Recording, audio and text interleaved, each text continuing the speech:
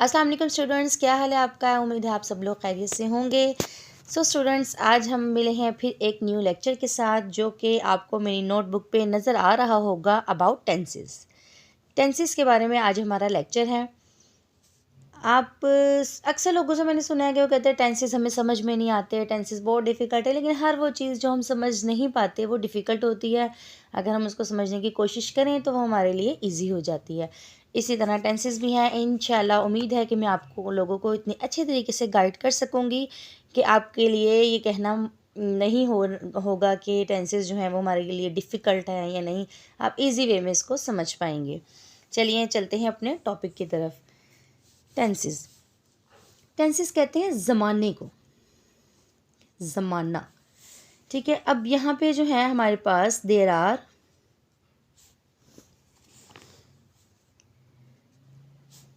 12 kinds of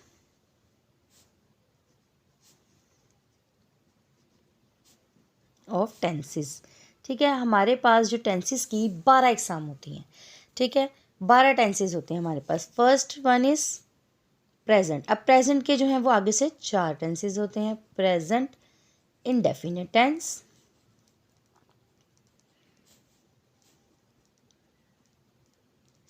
इसी तरह से past indefinite tense, future indefinite tense.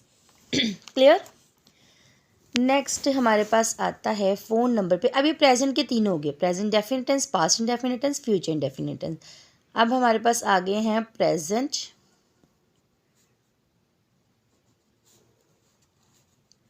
Continuous tense.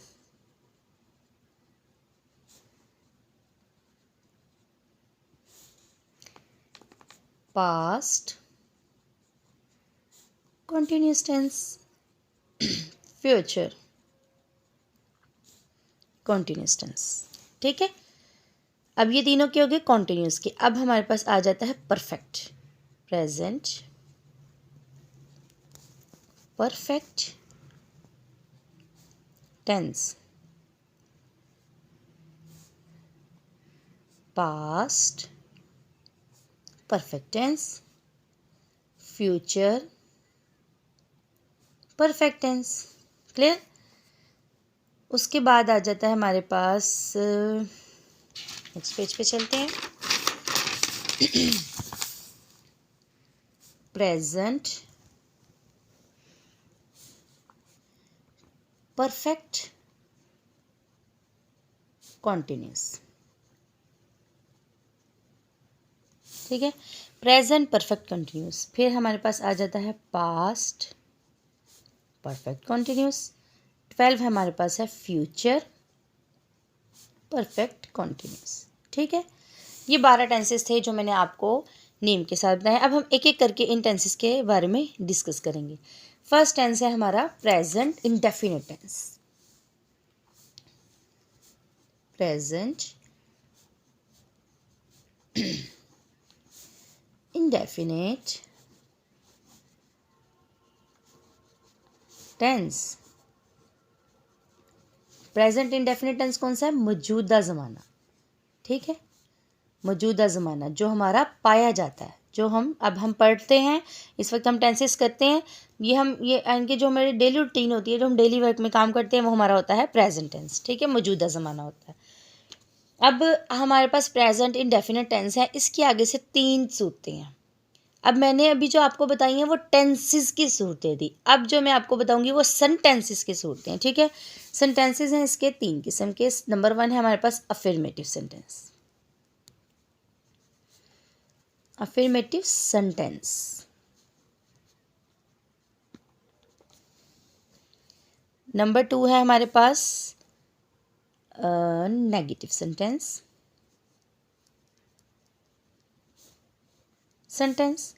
Number 3 है हमारे पास इंटेरोगेटिव सेंटेंस।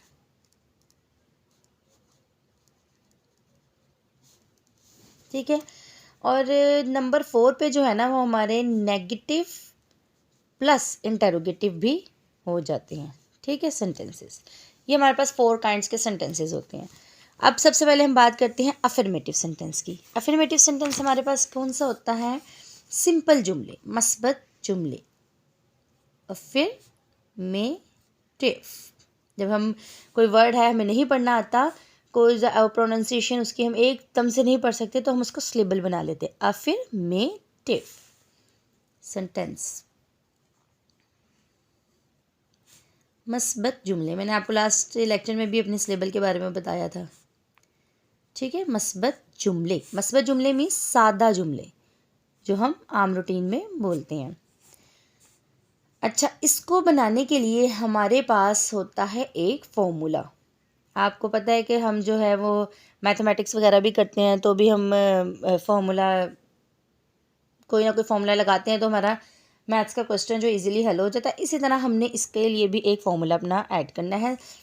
उसका ये फॉर्मूला है subject plus first form of the verb plus S या ईएस। ये मेन थिंग है टेंसेस को जानने के लिए, क्योंकि टेंसेस जानना समझना बहुत ज़्यादा इम्पोर्टेंट है। वो इसलिए उससे हमें इंग्लिश बनानी आती है, हमें उर्दू जुमलों की ट्रांसलेशन करनी आती है, ठीक है। और सॉरी, इससे पहले जो है ना वो मैं आपको एक बात बताना चाहती हूँ कि हमने बनाना तो इस फॉर्मूले से है, लेकिन हमने बनाना कैसे है? पहले हमें उर्दू में तो पता चले ना कि उर्दू में हमें ये बात जो है वो वाज़िया पता चले कि उर्दू में कौन से ऐसे जुमले हैं जो प्रेजेंट इंडेफिनिट टेंस के होते हैं। जब हमें ये पता चलेगा तो ही हम उससे आगे बढ़ेंगे और हम फिर उस फॉर्मूले को अप्लाई करके अपने सेंटेंस को इंग्लिश में ट्रांसलेशन कर पाएंगे, ठीक है। अब सबसे पहले हमारी आ जाती है पहचान, ठीक है। पहचान उर्दू में हम इसको कैसे पहचानेंगे? इस जुमले को उर्दू जुमले के आखिर में ता है, ती है, ते हैं वगैरह आता है, ठीक है। ता है, ती हैं, ते हैं वगैरह आता है उर्दू जुमले के आखिर में। फॉर एग्जाम्पल, मिसाल के तौर पर, मिसाल इसकी क्या है? वो दौड़ता है, ता आ गया। वो स्कूल जाती है, ती आ गया। हम लाहौर जाते हैं, ते आ गया, ठीक है। इसी तरह की ये जो सेंटेंसेस होते हैं ना उर्दू में, उससे हमें पता चल जाता है कि ये जो है वो प्रेजेंट इंडेफिनिट टेंस है और हमने इसको अब इस फॉर्मूले के तहत अप्लाई करना है। अच्छा, अब मैंने इस फॉर्मूले में बात की सब्जेक्ट की, वर्ब की, ऑब्जेक्ट की, एस या एस की। अब आप लोग कह रहे होंगे कि सब्जेक्ट, व्हाट इज सब्जेक्ट, ठीक है ना, कि सब्जेक्ट है क्या? तो सब्जेक्ट कहते हैं फाइल को। Subject, S for subject, subject mean file, काम करने वाला, ठीक है। नेक्स्ट वर्ब, वर्ब क्या है हमारे पास? काम, ठीक है। उसके बाद है हमारे पास ऑब्जेक्ट, ऑब्जेक्ट क्या है हमारे पास? मफऊल, जिस पर काम वाक़या हो रहा हो, जिस पर काम वाक़या हो, ठीक है, जिस पर काम वाक़या हो। ये तीन चीज़ें इसमें हैं। एस या एस किसके साथ लगेगा वो भी हम आपको बताते हैं। अच्छा, अब मैंने कहा वर्ब की फर्स्ट फॉर्म। फर्स्ट फॉर्म मैंने इसलिए कहा क्योंकि फॉर्म्स ऑफ वर्ब जो होती हैं वो थ्री तरह की होती हैं, ठीक है। कि फर्स्ट फॉर्म होती है, सेकंड फॉर्म होती है, थर्ड फॉर्म होती है। कौन सी फॉर्म कौन से टेंस में यूज़ होगी वो आपको साथ साथ हर टेंस के साथ क्लियर कर दिया जाएगा। अब यहाँ पे मैंने आपको बताया सब्जेक्ट वर्ब की first form S A S, S या ई एस। अब एस या एस यूज़ कहाँ पर होगा? यूज़ ऑफ एस और ई एस, ठीक है। एस या ई एस यूज़ होता है he, she, it, singular noun.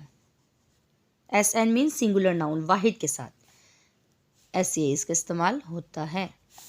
N, I, we, they, you, इनके साथ नो, एस या एस का इस्तेमाल नहीं होता है।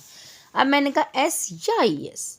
अब हमें कैसे पता चलेगा कि एस किसके साथ यूज़ होगा और ई एस किसके साथ यूज़ होगा? सो जिस वर्ब मीन काम, जिस वर्ब के आखिर में आ जाता है CH, SH, X, O, SS, S, तो उनके साथ क्या लगता है ES। ठीक है, इन सब के साथ क्या लगता है ES, और बाकी जो दूसरे होते हैं सिंगुलर उनके साथ S लगता है। ठीक है, क्लियर हो गया। चलिए अब हम चलते हैं अपने सेंटेंस की तरफ। हमारे पास एक उर्दू का जुमला है, अब हम एक्सरसाइज इसकी करने लगे हैं। क्या करने लगे हैं? एक्सरसाइज। एक्सरसाइज, अब हम इसकी एक्सरसाइज करने लगे हैं।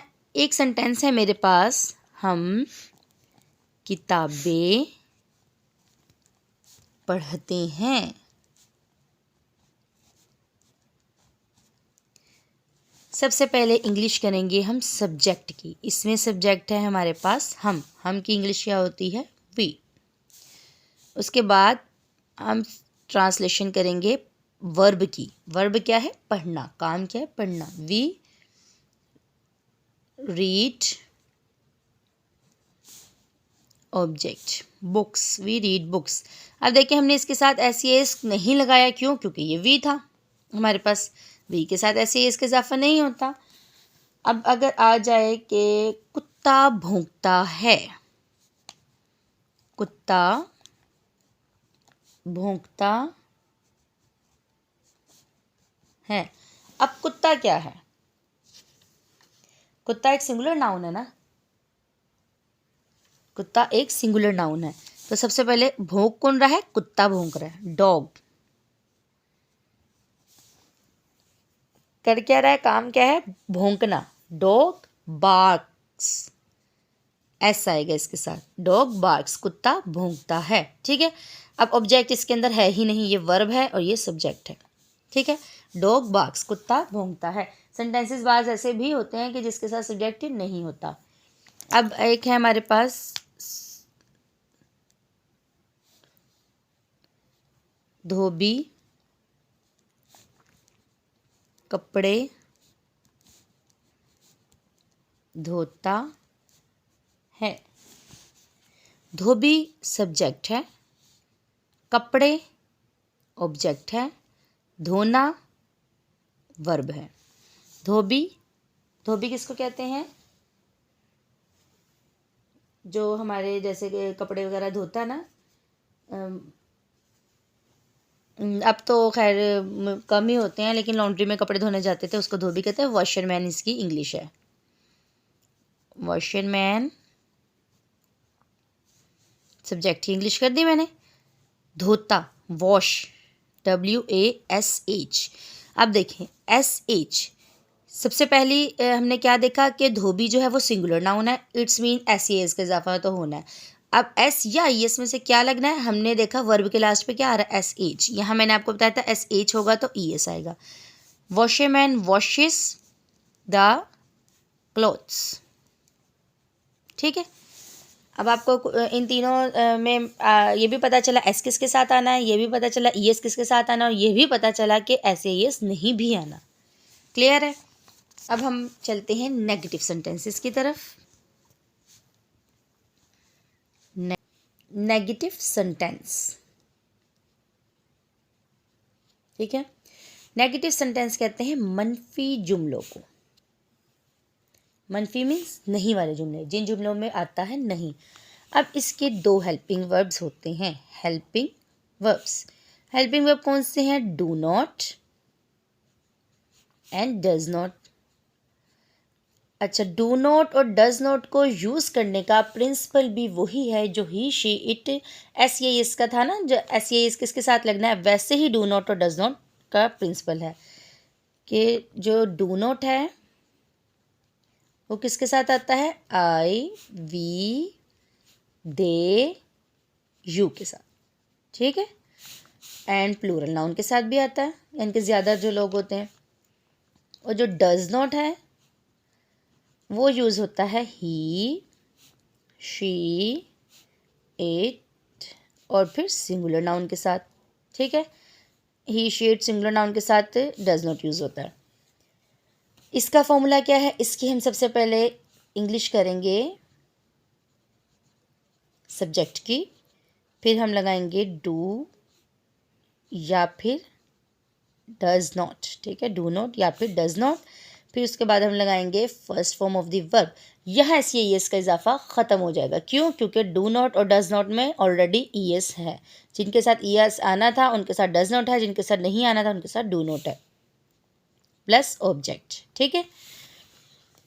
अब मेरे पास एक सेंटेंस है, जैसे मैंने एक पीछे आपको सेंटेंस बताया था, हम किताबें पढ़ते हैं, हम किताबें नहीं पढ़ते हैं, ये नहीं वाले जुमले जो आ जाते हैं ना।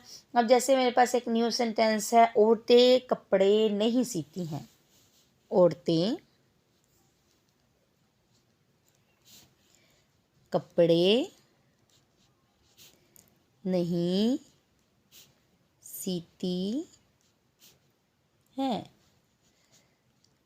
अच्छा जी, औरतें कपड़े नहीं सीती हैं। औरतें सब्जेक्ट हैं, ठीक है।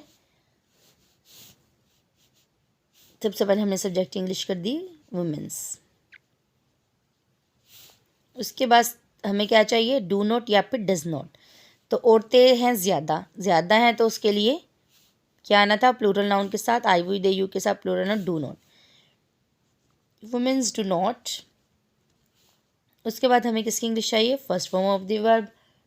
वो क्या है, वर्ब की फर्स्ट फॉर्म सीयू, सीना। Women do not sew. Object क्या है, क्लॉथ्स।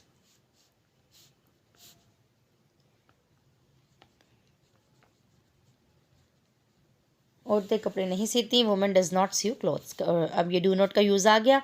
अब डज नॉट किसके साथ लगना है, मैं चाय नहीं पीता हूँ, I do not take tea, इसके साथ भी डू नॉट ही आना है। वो हर रोज़ स्कूल नहीं जाता है, वो हर रोज़ स्कूल नहीं जाता है, वो सब्जेक्ट है। ही सिंगुलर नाउन है इसलिए does not, he does not. Verb क्या है, जाना, ही डज नॉट गो, कहाँ जाना, स्कूल जाना। He does not go to, अब ये टू है ना, ये इसकी प्रपोजिशन है। प्रपोजिशन, अब हम स्कूल की तरफ जा रहे हैं ना, तो किसी की तरफ जाने हो या किसी की तरफ कोई भी हो, जैसे हम कोई कार्ड या कुछ भी लिखते हैं, हम लिखते हैं ना टू, आगे टू डियर, तो ये स्कूल की तरफ जा रहे हैं तो to school. He does not go to school every day या डेली, ठीक है। डज नॉट का भी यूज़ आ गया आपको और डू नॉट का भी यूज़ आ गया। एक और एग्जाम्पल के साथ आपको मैं बताती चलूँ, वो फुटबॉल नहीं खेलता है।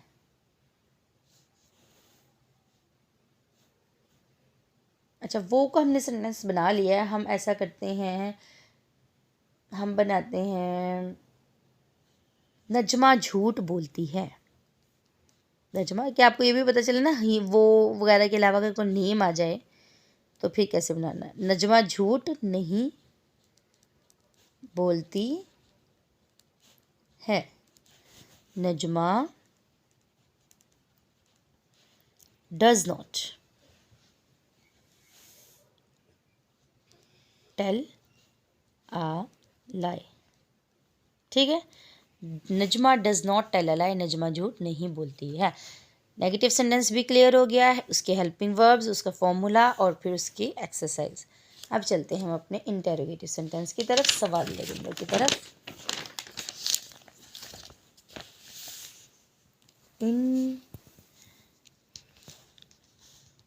इंटेरोगेटिव सेंटेंस,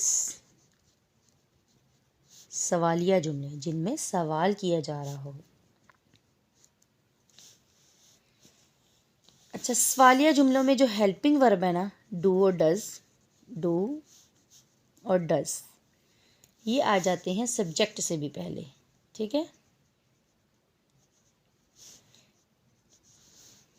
हेल्पिंग वर्ब या फिर question word plus subject plus first form of the verb plus object.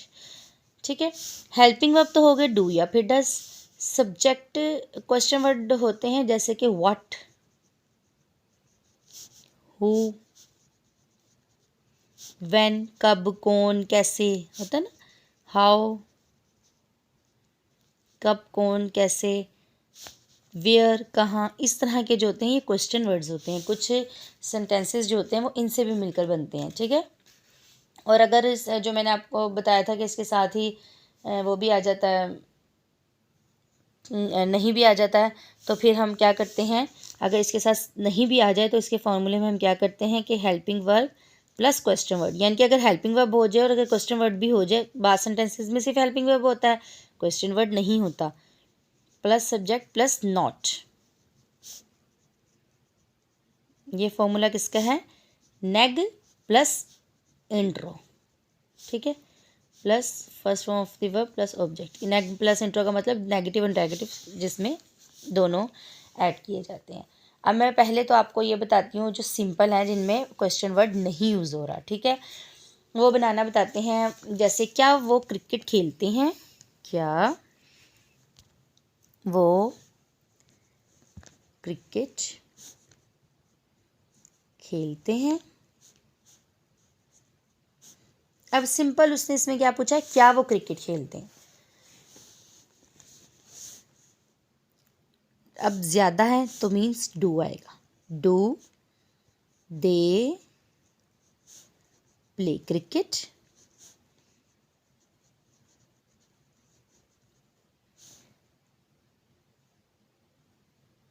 क्या हम आज पतंगे नहीं उड़ाते।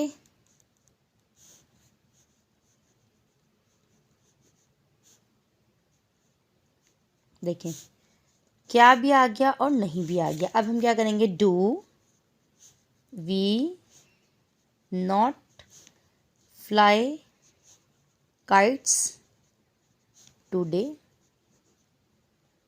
ठीक है, क्या हम आज पतंगे नहीं उड़ाते, do we not fly kites today. Question mark लाजमी अटेम्प्ट करना है।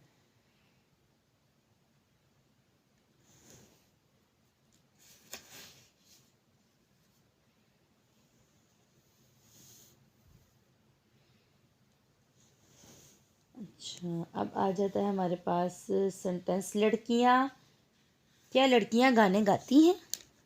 क्या लड़की, लड़की करते हैं क्योंकि हमने डू का यूज़ बता दिया ना, अब हम डज का यूज़ बताएंगे। क्या लड़की गाना गाती है,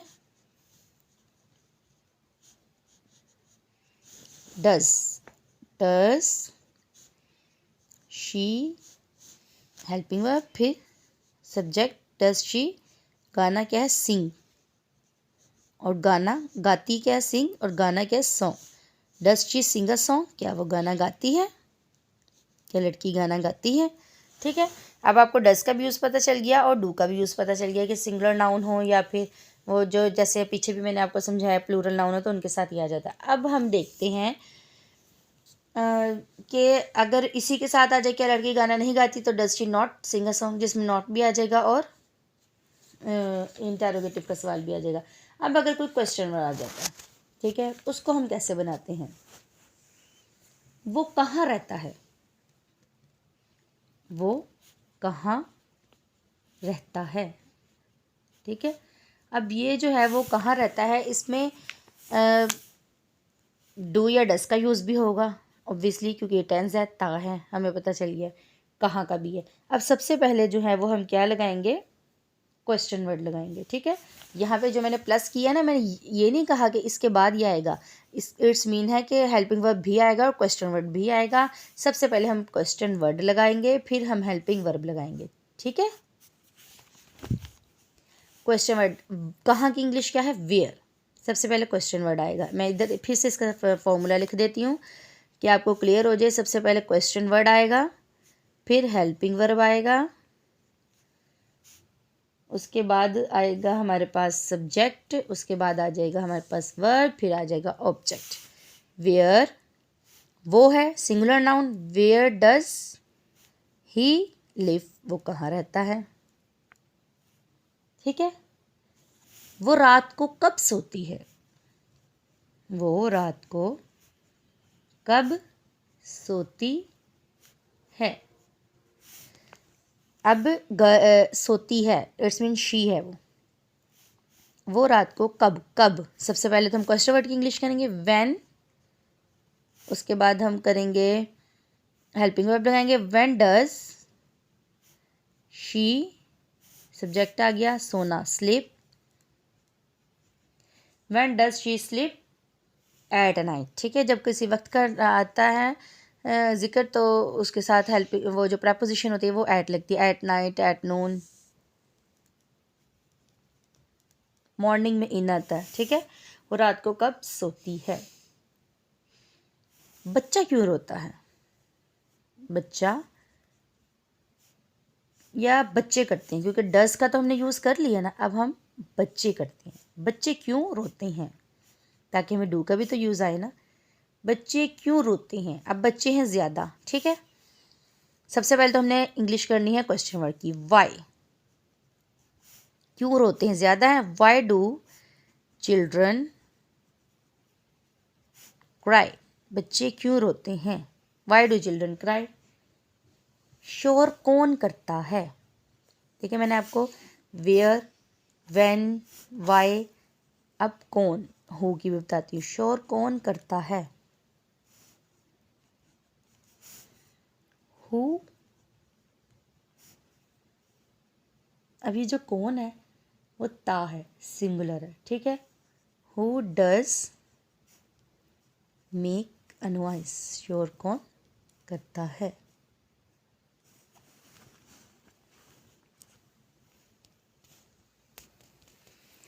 वो कैसे अखबार पढ़ती है,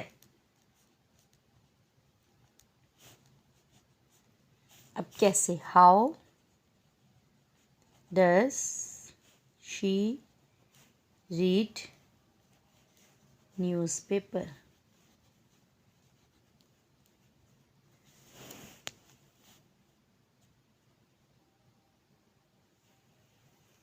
ठीक है, समझ आई अब आप लोगों को कि